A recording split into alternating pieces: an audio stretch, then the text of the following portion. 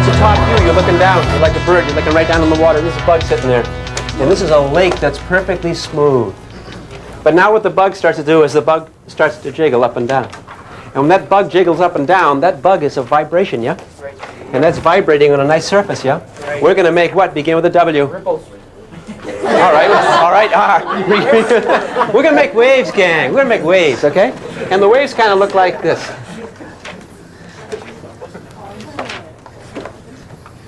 Where I draw the line, that represents like the crest of a wave, like it might sort of be like this. You kind of see what I'm saying? Okay, so this represents the crest of the waves. And the waves go out in all directions. And the fact that they're circles is kind of evidence that they go out in all directions at the same speed. Isn't that true? Like if it went faster over here, then the wave would sort of be like that, yeah? Okay. So the circles are evidence of the same speed. Okay. Now, what would be the frequency of the waves compared to the frequency of the vibrating bug? In other words, if you put your hand here, blip, blip, blip, blip, blip, the waves would hit your hand, yeah? Certain frequency. How would that blip, blip, blip compared to the whoop, whoop, whoop of the bug? Same. Same. Isn't that right? The frequency of a wave is the same as the frequency of the vibrating source. Makes sense, doesn't it? Let's suppose now that the bug swims in this direction.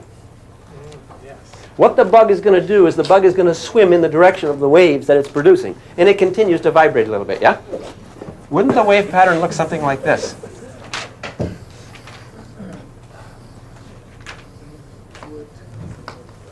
Can you kind of be seeing that? In fact, what direction would the bugs be swimming, gang? I mean, you can tell it's going that way, right? Well, the bug might be at rest and the water's going this way. I mean, motion is relative anyway, yeah?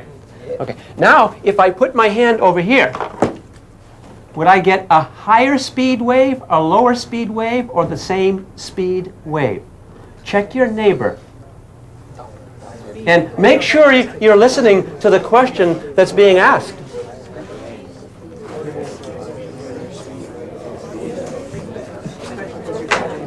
How many people say, hey, the speed of the wave is going to be the same? Yeah, that's right. The speed of the wave doesn't change. What does change, gang? How frequently that wave encounters you is different, yeah? So I can get a different frequency. When I put my hand here, higher frequency or lower? Can you see it's blip, blip, blip, blip, blip. Over here, bloop, bloop, bloop, bloop.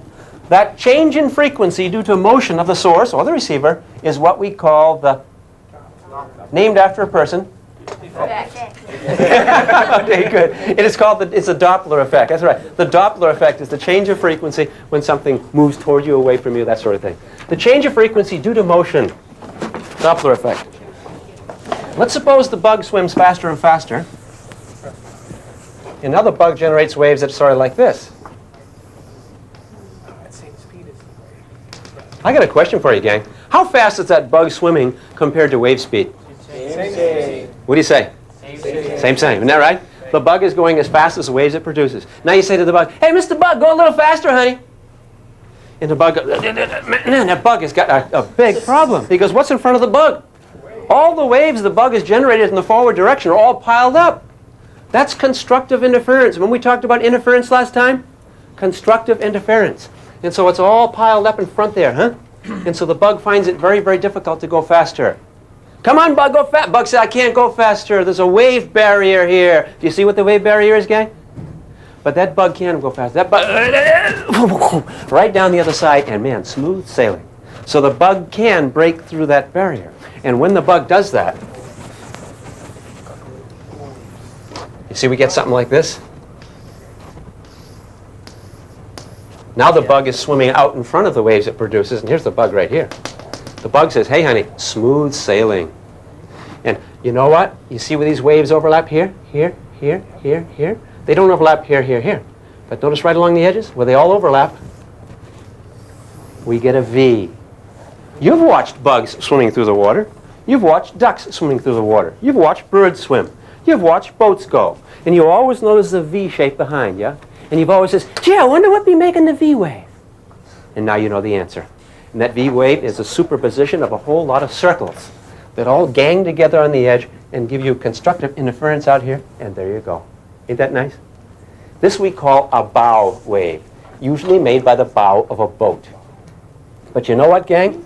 These ideas apply to sound. Because in the case of an aircraft going faster than the speed of sound, it's going to leave a conical shaped wave behind. And that's called a shock wave. So anything that moves faster than the speed of sound is going to have the sound all gang up and form that high pressure cone. This is really high pressure air. Just like with water, it would be a high wave, yeah? And that high pressure air, when you encounter that down below, let's suppose this is an aircraft now, not a bug. Person up here says, hey, wow, look at the aircraft, man, silent. No sound at all. Hey, they finally made it. They finally made it. No, boom! See? And this thing here finally got washed right over. And when that hits the listener can't tell the difference between that and like dynamite going off. I used to prospect in Colorado. It would be way out in the mountains, and sometime we'd hear, hey, is that someone prospecting, someone nearby, someone making some dynamite holes? And we didn't know. And we thought, there it is, military aircraft. But you couldn't tell. We couldn't tell the difference between dynamite going off and a sonic boom.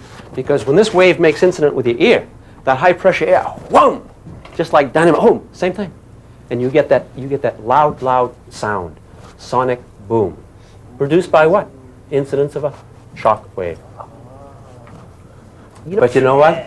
There's a misconception going around that a sonic boom is produced by an aircraft just when it punches through the sound barrier. As if going at the speed of sound. You know, when an aircraft goes at the speed of sound, man, that high pressure air is all piled up in front of the wing. And it used to be, way back in the 1940s, they thought an aircraft could never go faster than the speed of sound. Because you're going fast as the speed of sound, man. You've got that high pressure, like a brick wall in front of your wings of your aircraft. You can't get through that high pressure air. Forget it. And lo and behold, it turns out they could get through it. Okay? They could get through. And they entered the whole age of faster than sound aircraft.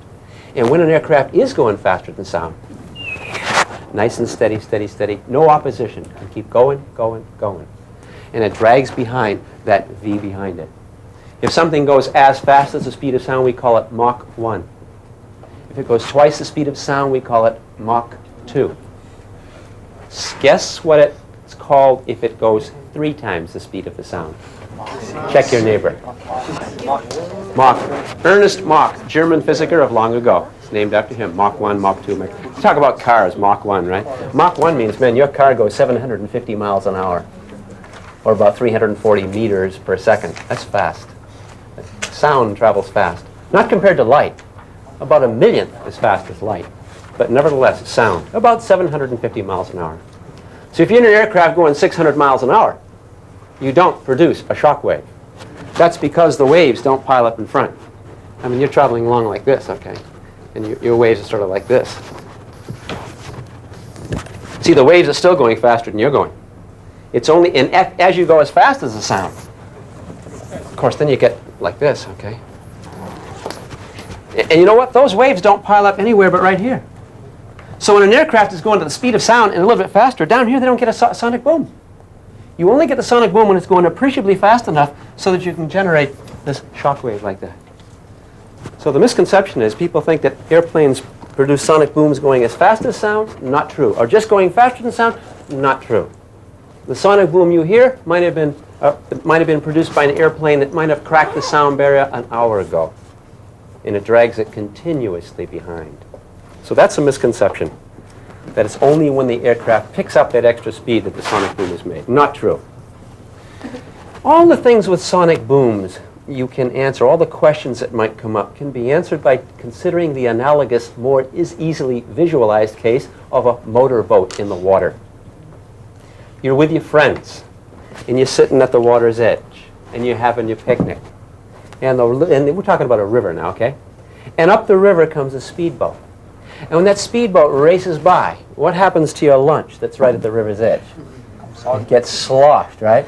And when you get sloshed, if someone says, oh, wow, the boat must have just went faster than the speed of the water waves. Is that true or false? That might have happened way, way downrange. That boat's been dragging that V behind it continuously. And people are out in the fields or out in the water or whatever, and an aircraft goes by and you get that sonic boom. That sonic boom probably has been dragging behind that aircraft. The shock wave has been dragging behind the aircraft ever since it exceeded the speed of sound. And so like if aircraft go from San Francisco to New York faster than the speed of sound, guess what there's a trail of underneath there? wreckage, honey, wreckage, because that shock wave is going to drag right across the ground and hit everyone underneath there. So you got a chicken coop there that's not built too well, right? All of a sudden, boom! And then it's even worse, because it turns out that the high pressure region is followed by a low pressure region. You ever be water skiing? And you go to the edge and whoop, you come up like that. What's on the other side? Down. It's called, on this side, called the bow wave. You know, not the bow wave, the tail wave. See, because you get overlappings of high pressure and you get overlappings of low pressure.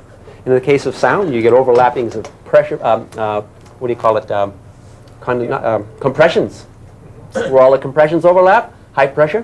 Where all the rarefactions overlap, low pressure. And so what you get all of a sudden, boom, high pressure followed by whoop, low pressure. It's sort of like boom, boom. And so it's even more devastating, the sonic boom. Because of rapid high pressure followed by rapid low pressure.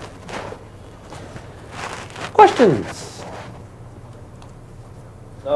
What effect does it have when the aircraft is flying higher in the atmosphere? If an aircraft flies higher, what effect would that have on people down below? Well, let me ask you this question. If you're sitting with your friends and the boat comes by and it douses you, what effect would it have if the boat were further offshore and drove by? Less effect or more effect or same? How many say everything's the same? No, it's going to be less. See? You'd be further away. So further away you would have less damage. But then in the case of aircraft, how high can an aircraft go? I mean, aircraft needs air to fly. It's got to hit air. Next time you're driving in a car, put your hand out the window and put your hand like this. You'll see why aircraft fly. That air hitting the bottom. Now take your hand, go like that, down. Isn't that what you do when you're in the water? You go like this, down, up. Huh? Because that water bounces off that way, push it this way. See? Water bounces off this way, push it that way. Aircraft do the same thing. Yeah. But you got to have the air to ride on. How about the people in the aircraft? People in the aircraft say, what are those people down there complaining about? I don't get any problem. Is that true? People in the aircraft hear the sonic boom too? They're making it. They ought to hear it, yeah? Well, person riding a boat, okay, douses all the kids at the edge of the river. He said, I don't know what everyone's complaining about. Seems nice and smooth to me. It turns out even a bullet, gang, most bullets will travel faster than the speed of sound. So when a bullet goes over your head, what do you hear? Crack. A crack. And that crack you hear is what, gang? That's a sonic boom. That's a sonic boom. Okay. Now, what would you hear first? The crack due to the sonic boom or the crack due to the gun going off? Check your neighbor. Okay, gang, what's the answer? What's the answer? How many say, oh, they both be the same? How many say, no, you'll hear the bullet fired first, then the bullet moves, so you must hear the firing first, and then you'll hear the crack. Yeah. I'm saying, no. You're going to hear the sonic boom first. And later on, you'll hear things in reverse. And later on, then you'll hear the crack of the bullet. Woo, as strange as it may seem. Yeah. How many say, I don't be knowing?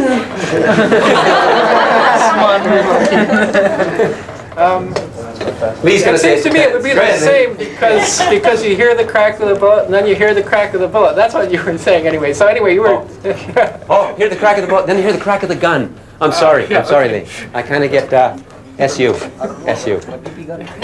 Screwed up. How about it, gang? It turns out you will hear the crack of the sonic boom. You'll hear the sonic boom crack, and then you'll hear the explosion of the gun. Ain't that neat? Because it'll get to you first. Hey, how about a circus whip? A circus whip or a person whip, snap, and you get that snap sound? Guess what that snap sound is? MSB. Mini. A mini sonic boom. That's right. When you get that crack, honey, that circus whip is going faster than 750 miles an hour. The tip. And it's making its own little sonic boom. With a towel? Long towel, maybe. A long towel. Snap. Yeah. Neato stuff? Speed of sound about 340 meters per second. But that's in air.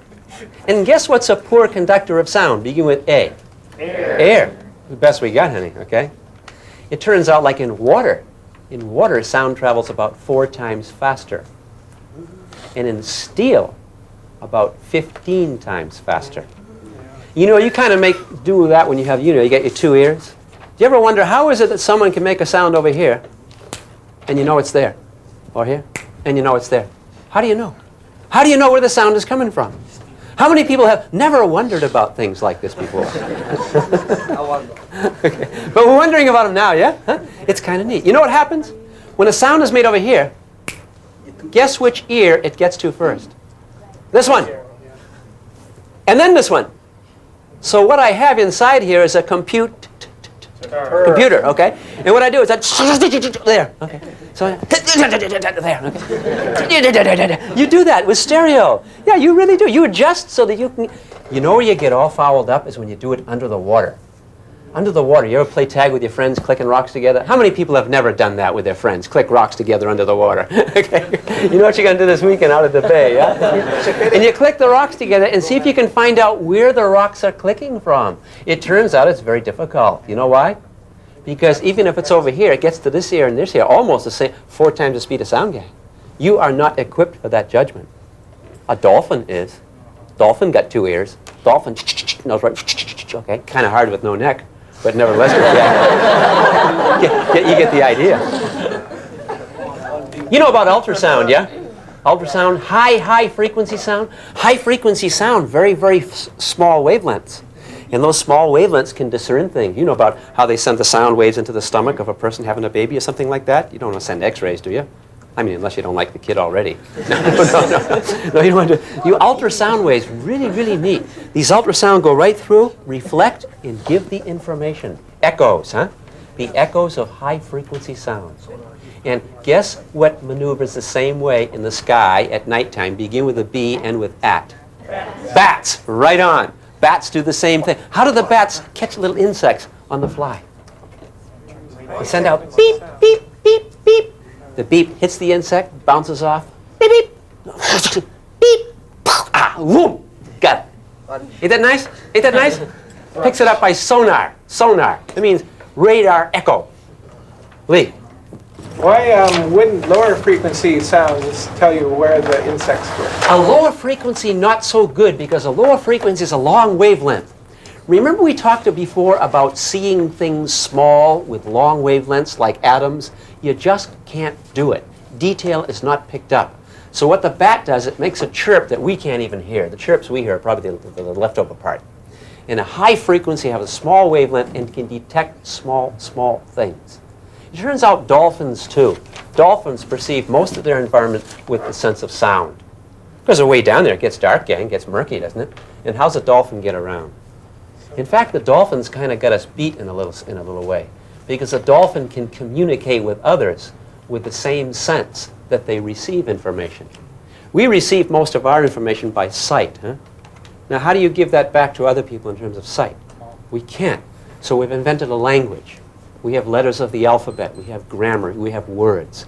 So someone can tell you, boy, did I have a neat time today. The physics that I saw was blah, blah, blah, blah, blah, blah, blah, yeah? And we have a language. And we've always wondered, how come the dolphins don't seem to have, maybe like they don't have an alphabet language, yeah? What's their alphabet? How many letters, you know? What are their word processors like? How do the dolphins do it? And there's some neat ideas on that. And the way the dolphins do it goes something like this, it's speculated. What the dolphin does, the dolphin's swimming over a nice great big terrain and big valley down there, all nice stuff down there. Dolphin goes, come back in. So that come in is the image that the dolphin has, yeah? And with that image, that dolphin has then a view of that world, yeah? Now the dolphin goes to some friend and goes, and puts that image directly in the mind of the friend. No language needed, gang. Maybe the dolphin embellishes a little bit, lies a little bit, like, you know? Don't we do that when we're cutting music, right? I mean, little mistake we cut in here or there, or embellish this frequency, or cut that one down. Maybe the dolphin does that too. Maybe the dolphin hears and goes, and a person says, no way, honey. Okay. How do they say no way, honey? I don't know. But little blips. Kind of neat that the dolphin at least can communicate its environment with the same sense that it receives it, yeah? We can't do that. So who's better off? Us. We got things. You know what separates us from the dolphins? Fingers. Maybe not mine. fingers. We get fingers. We can do things. Isn't that nice? How can a dolphin type, you know? Big keyboard. Would you expect sound to travel faster in warm air or cold air? Or make no difference? From what you guys know about the theory of matter, warm air means the molecules, cold air means the molecules, yeah? Which kind of air do you think you can get one molecule tapping the next, the next, the next? By the way, you know how sound travels, don't you? When I strike the tuning fork, it vibrates back and forth. Doesn't it hit a molecule, another molecule hit another, another, and doesn't that cascade through? Picture the whole room with ping pong balls right now. I take a big paddle, and I, boom. Wouldn't those balls hit one another? Da, da, da. Now, one ball here doesn't fly across the room. When I speak to you and go, hello, it's not like the molecule come right across the your ears. Oh, my God, man. That doesn't happen, does it? What happens when I say hello? I just, all the molecules start moving. Like the ping pong balls go. Can you see them all moving in your mind's eye? How many say, no, I can't picture that. You'd have to show me more. I just can't picture things like, show of hands. Okay. No, that's what happened. So anyway, what do you think? Warm air or cold air communicate the sound faster? Check your neighbor.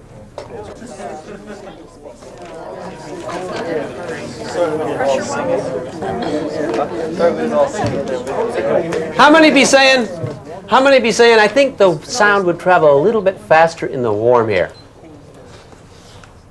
How many say, nope, that makes sense, but you wouldn't have asked the question if it made sense. You asked the question because it was the opposite. I think sound probably travels faster in the cold air. How many say, no, I think the speed of sound has nothing to do with the air molecules are moving. It's just 340 meters per second. If you don't believe it, here it is right here. Well, it turns out, gang, if the air molecules are already jiggling faster, then they'll tap the neighbor all the quicker. And so the faster moving air molecules will send sound a little bit faster than slow moving air molecules. So the speed of sound depends upon the temperature of the air. Okay? And your book gives the value as to how much it increases per degree or something like that. I can't remember the darn thing, but you got it in there, yeah? Question? If it moves more quickly in air where the molecules are moving more, when we talk about a movement in a solid or a liquid, which obviously the molecules are not moving as much, how does that compare between the two? That's a very good point, Dave. How the sound travels has to do with something I haven't even talked about. A lot of people think it has to do with the density. That if something's very, very dense, sound will travel very, very quickly through it. Like a piece of putty is very dense. Or a piece of lead is very dense. Would you expect sound to travel very well in a lead pipe or a steel pipe? If I bounce the lead pipe and bounce the steel pipe off the floor, which would, well, if I drop the two, which would bounce off the floor, the lead pipe or the steel pipe? The steel pipe. It turns out that the speed of sound has to do with the elasticity of the substance. When you deform something, how quickly will it snap back? And steel is very, very elastic. So sound travels very nicely through steel, but it's not as dense as lead. And even the density of the air falls out. It doesn't have to do with the density of the air or the density of the medium. It has to do with the elasticity of the medium, and then a second order effect is, as we're talking right now, the temperature of the medium. Rest assured, sound will travel a little faster in a warm day than a cold day. And let me give you some evidence of that. It's something that occurred to me when I was a kid. I couldn't figure it out.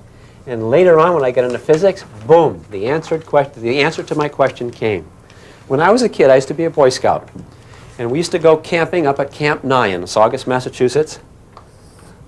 And we'd camp on one side of the lake. This is a lake. And there'd be another scout troop over here. And we'd have our tent set up here. And we'd tent out here, you know. There's our troop here. Here's that troop over here. They've got their tents. Okay.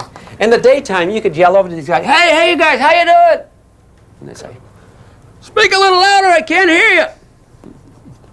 How you doing? Fine, how you doing? Oh, okay. How's it going? Oh, you know how these heavy conversations you have, yeah? But it turns out we could just barely hear each other. But at nighttime, you could hear these guys whispering in the tents. You could hear them so clearly. I can remember that, and I wonder, wow, at nighttime I can hear those guys. How come I can hear them so good at nighttime? In daytime I can't. And I didn't know the answer to that. And it took me a long time to find the answer to that. Has anyone ever experienced something like that? It's not all the time true, but under special conditions, sometimes you can hear a lot clearer over a long distance than other times.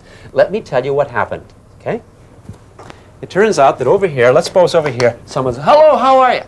And we get sound waves coming off like this.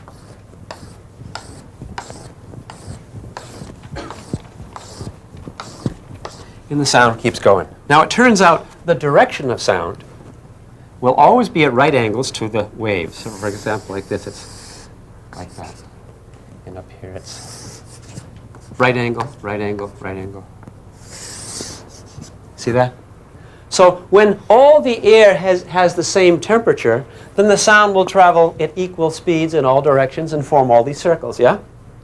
But how about in the case where maybe at nighttime it's relatively cool above the water and relatively warm up above, a so-called temperature inversion. When that happens, how about this wave? Will this wave get to here, or will it be further along? In the warm air, it will get to here. In the cold air, it would get to here. And up here, maybe up to here. So you know what's going to happen to the wave, gang? The wave is going to be bent more like that. And when it gets over here like this. Now, my rays, being perpendicular, up here, ooh, look at that. See that? And maybe up here, and down here. And it turns out if you have a bigger ear, you can hear better. When your friends are far away, does it really help to put your hand like that? Does it? Yes, it does, okay? Ask a rabbit. What's a rabbit doing all the time, right? Okay. Yeah, the bigger the ears, the better you can hear. Does it help to go like this? Hello, you guys? Yeah, that's true. You have to just like a megaphone, yeah? For the ear, too. Okay. So what you're doing is you're getting more energy in the ear at nighttime than you are in the day, because the sound is being bent. The waves are being bent. We don't say waves bend because one part's going faster than another. We have a name for that. What's it called, gang? Refraction. We say the wave is refracted. One part's going faster than the other because of a speed change. What underlies the phenomenon of refraction? Some people say, well, you got to have a speed change there somewhere. What do you say? Begin with Y, end with P. Try it. Yep. And that's true. So refraction is a change in the direction of a wave by virtue of a speed change. Refraction. Sound refracts like this. Does that have something to do with the refraction of light? It turns out that anything that we call a wave will exhibit the properties of waves. And one of those properties is refraction. And here I'm talking about sound refracts. Guess what we're going to talk about later, gang? Light refracts, okay. We talked about sound interference. Later on we'll talk about light interference. We talk about light interference, we'll find out that's why you get the pretty colors on the gasoline spill in a wet street, you know? And the sound interference, by the way, my cousin is deaf in one ear. He can't hear in one ear. And you know why he can't hear in one ear? Because he spent many years with a jackhammer. That's loud sound. You know how tomorrow's jackhammers are going to be, gang? Tomorrow's jackhammers, you know the sound they make, yeah? I see people out here on campus last semester doing those things with no earplugs. Yeah, I don't need any earplugs, man. I don't need You do need earplugs, honey. My cousin's deaf. That sound. Shake. Tomorrow's gang. You know what tomorrow's jackhammers do? They're developing them right now. Tomorrow's jackhammers broadcast the sound to your ears, but exactly out of phase. So when a high pressure hits your ear, You get broadcast a low pressure, and guess what one does to the other?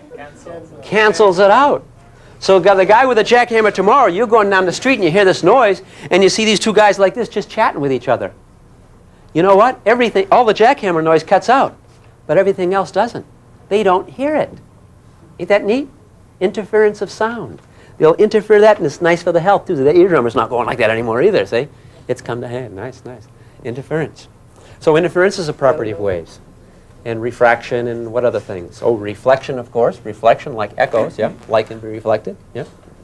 So all these properties that we're talking about now, vibrations and waves, will, of course, hold with light or any kind of wave.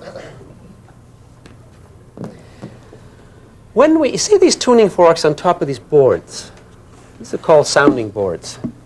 When I hit the fork vibrates, but the fork is attached to the wood, and it makes the wood vibrate as well. And that makes the sound more intense.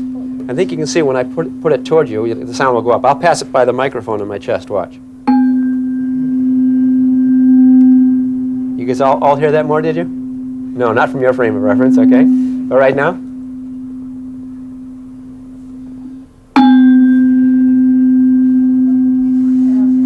So it's like the megaphone over here. The sound is coming out like that. Huh?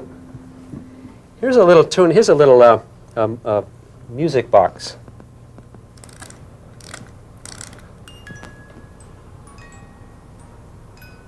Be hearing? Want to be hearing better?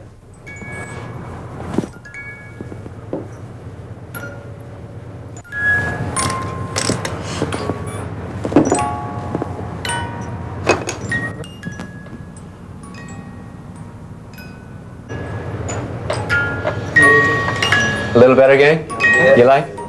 What we're doing is we're forcing the wood to vibrate. That's a forced vibration. Could you guys remember that? When you force something to vibrate, that's an example of forced vibrations. Ain't that neat? Huh? Okay. But sometimes you can make things vibrate in the direction in which they would... how do I cut this off? We'll have a little vibrations as we continue, gang. Sometimes you can get the vibrations matched to an object's natural frequency. Because it turns out that everything will vibrate at its own frequency. And once in a while, you can set something vibrating without touching it. And when that happens, we don't call it refraction. Guess what we call it, gang? It begins with an R nonetheless. Resonance. Let me show you an example of resonance. There's a couple of tuning forks. I've got these tuning forks so that they're the same frequency. I think they're 256. Yeah, 256, musical note C. Yeah? Okay. What I'm going to do is I'm going to strike one fork, and you listen.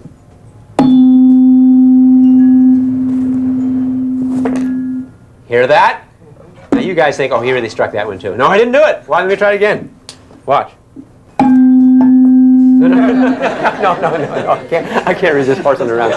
You get the idea. I strike this one, what?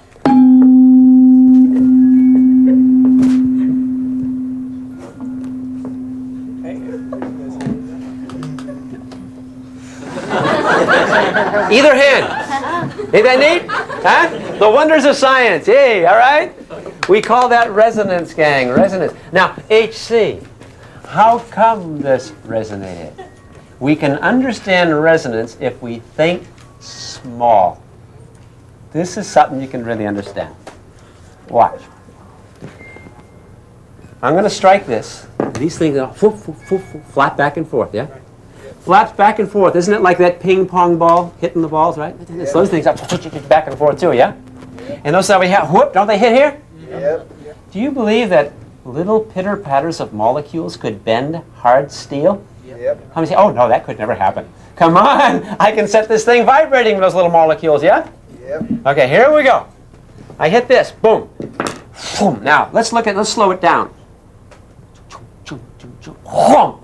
High pressure hits this prong, yeah? Bends it, right? Okay, now what follows the high pressure? Low pressure. So what it does, it swings back to where it started, overshoots, over here, and right to here, and what happens right then? Right then. Bam! You see why that timing is important? At that particular instant, the next train comes in. Boom! But now it's already moving. So it goes a little further. So, boom! Now what's it swing into again? The vacuous region, right? The rarefaction. Boom. And when it gets right here, right here, right here, right then, what happens? Boom! You see the next one. Boom. Boom. Boom. Boom. Boom. Boom. Boom. So it's not how hard you push, it's the rhythm with which you push that counts. Do you see that?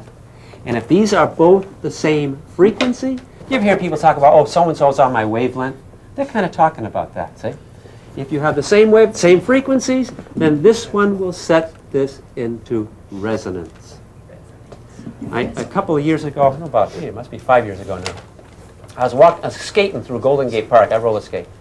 And I'm skating through Golden Gate Park, and as a kid, Saturday morning, this kid's sitting on a swing all by himself, and the kid says, "Hey, mister, give me a push."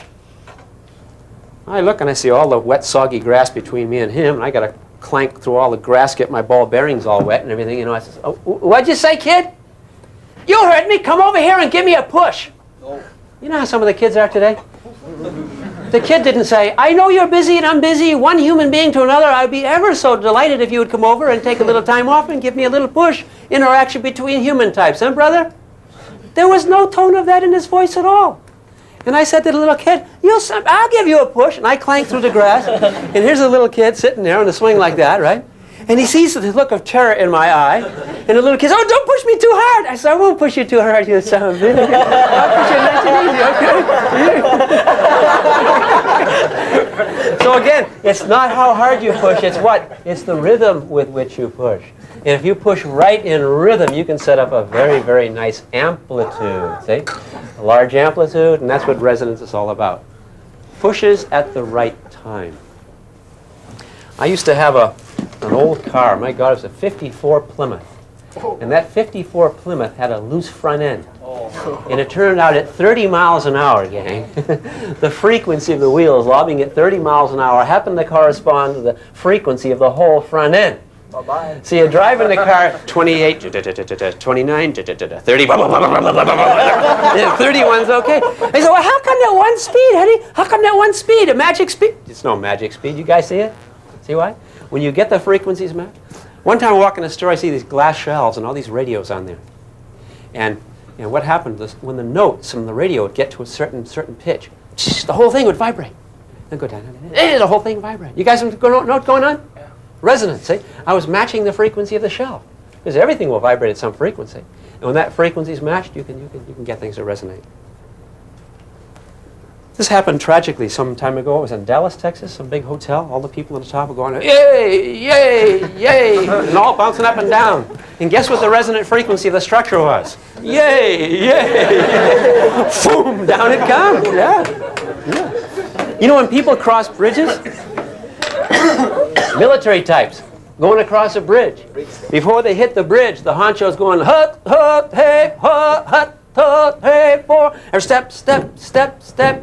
But when they get to the bridge, they break step, and then like that, and then maybe everyone crosses the bridge out of step. Why?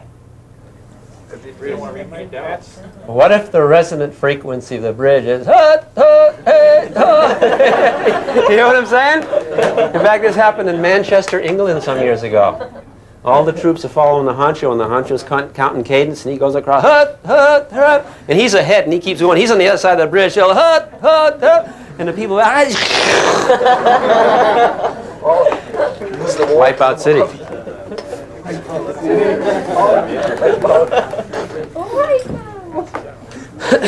You guys know about the Golden Gate Bridge in New York, I guess.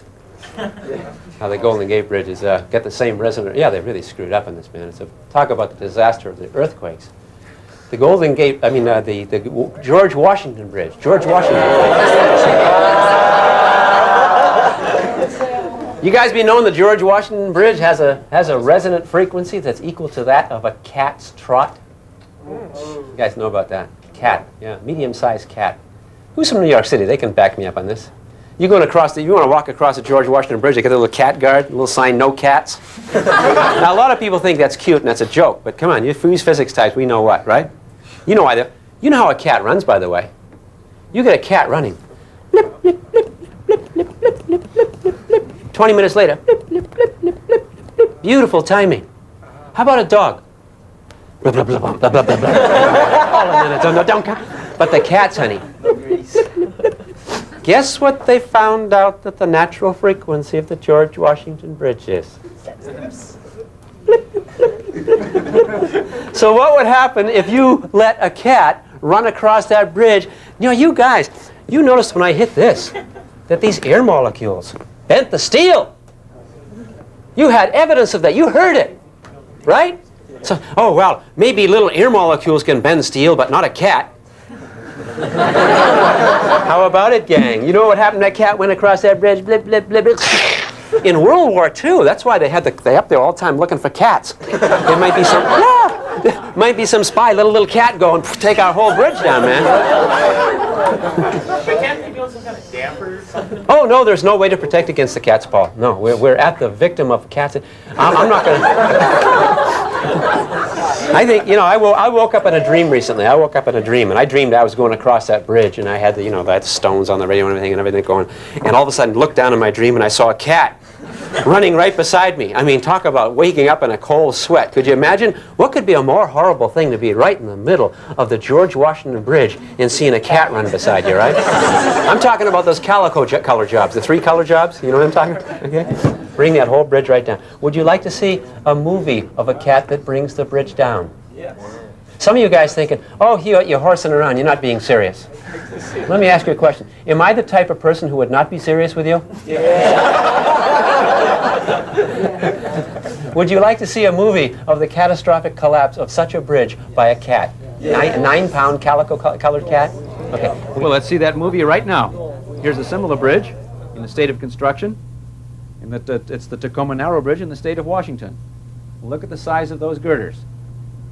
Very strong. Steel. And here we are on opening day. What were you guys doing in 1940? And here we have dignitaries coming across the bridge, opening day. Look at the strength of that bridge, big steel girders, concrete pavement, a mighty bridge, very strong bridge. But one thing, very elastic. And here you see some of the evidence of that elasticity. Turns out the bridge undulated. They called it galloping Gertie. Especially in the wind, it would kind of move around a little bit. Look at these vibrations. Evidence of the elasticity of steel and even the concrete pavement. People come on over the bridge. Some were reluctant to do that, and they took alternate routes.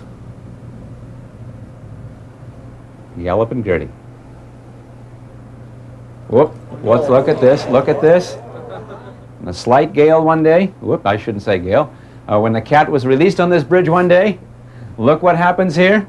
There's an evidence of resonance. See those bushes moving around a little bit of wind there, but let's stick to our cat theme. And there it goes. Look at that. This is in real time, gang. Scout's honor. This is not time lapse or speed it up. These are the real vibrations, real time. That bridge is resonating. And what's the cause of that resonance? That calico-colored cat.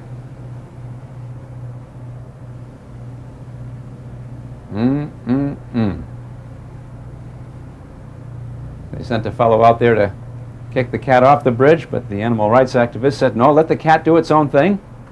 Every creature has a right to do its own thing.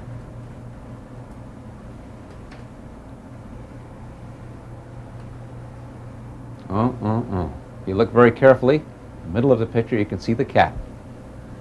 Cat's purring, making its paws go up and down, generating this terrible, terrible event.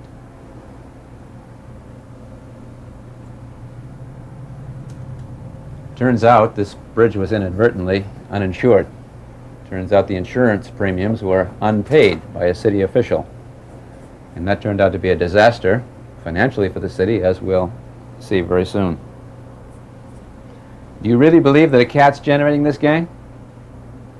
There's a cat. You can see it on the side there. A little close-up view. But better, take a look at your book. maybe the truth is in there. Oh, there it goes, there it goes. Disaster, disaster. Elastic things have their breaking point, and there we see the collapse of the bridge itself.